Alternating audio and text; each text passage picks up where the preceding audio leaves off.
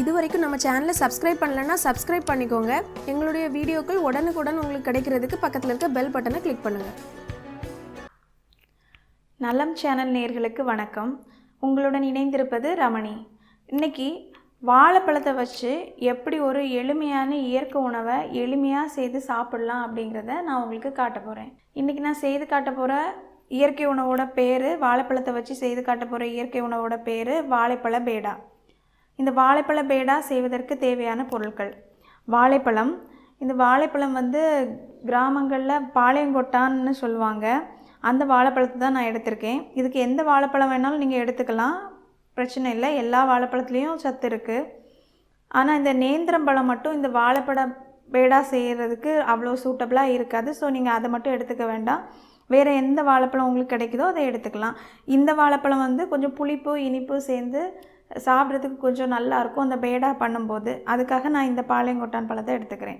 நீங்கள் ரஸ்தாளி, மட்டிப்பழம் எது வேணாலும் நீங்கள் எடுத்துக்கலாம். அது உங்களோட விஷ், உங்களோட ஆப்ஷன். அதுக்கப்புறம் நான் பொட்டுக்கடலை எடுத்திருக்கேன். அதாவது பொட்டுக்கடலை, பொரிக்கடலை. இதை மிக்சியில் போட்டு ஒரு திருக்கி லைட்டாக க்ரஷ் பண்ணி எடுத்திருக்கேன். இன்னொன்று தேங்காய் திருவல். இது நாட்டு சர்க்கரை.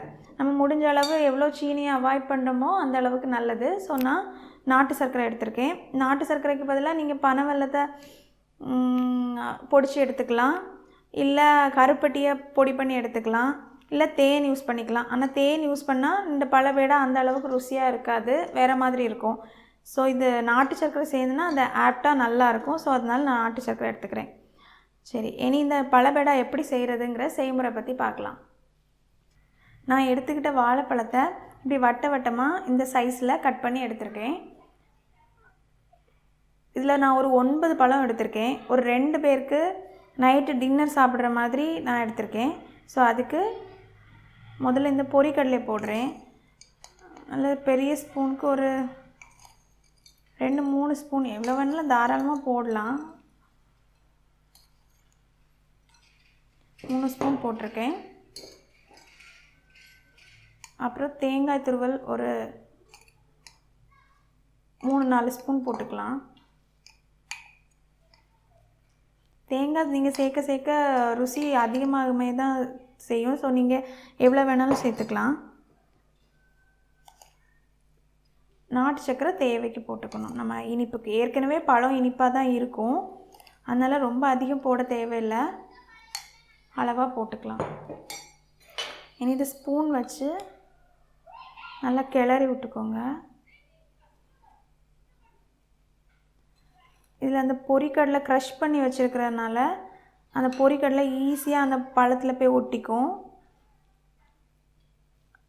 ஃபர்தராக அந்த தேங்காய், நாட்டு சர்க்கரை எல்லாமே அந்த பழத்தில் அழகாக ஒட்டிக்கும். நீங்கள் அப்புறம் பார்க்கும்போது இது பழம் மாதிரியே தெரியாது. நல்லா ஃபுல்லாக எல்லா இடத்துலையும் படுற மாதிரி கிளறி விட்டுக்கோங்க. இது நீங்கள் இந்த நாட்டு சர்க்கரைக்கு பதிலாக தேன் கூட யூஸ் பண்ணலாம். ஆனால் தேன் விடும்போது அது அந்த பழத்தில் ஒட்டாது தேன்.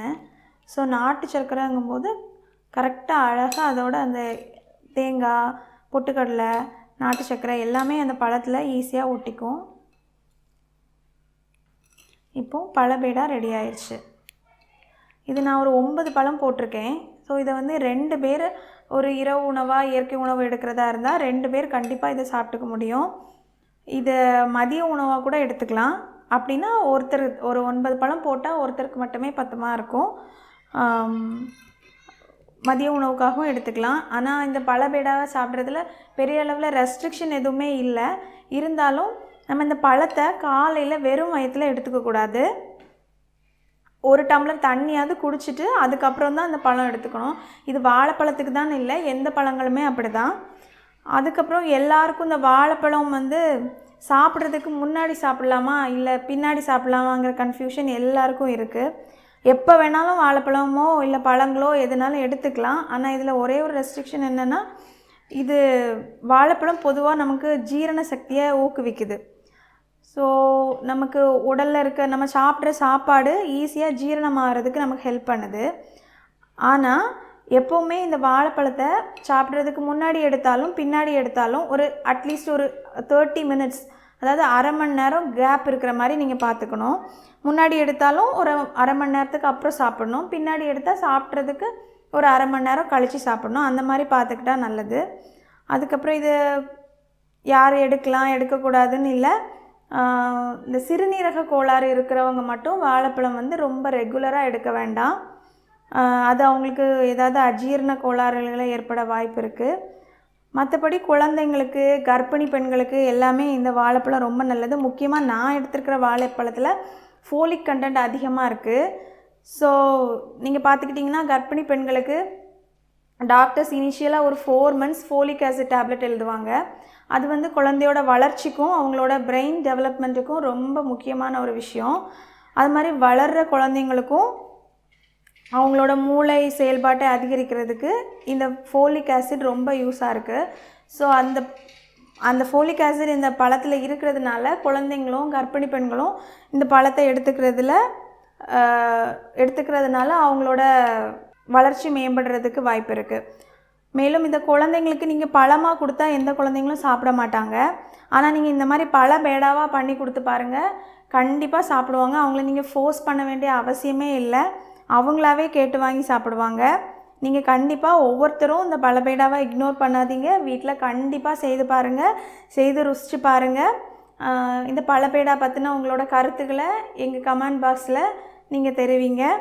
மேலும் மற்றொரு நலமான உணவுடன் மீண்டும் உங்களை சந்திக்கிறேன். வணக்கம்.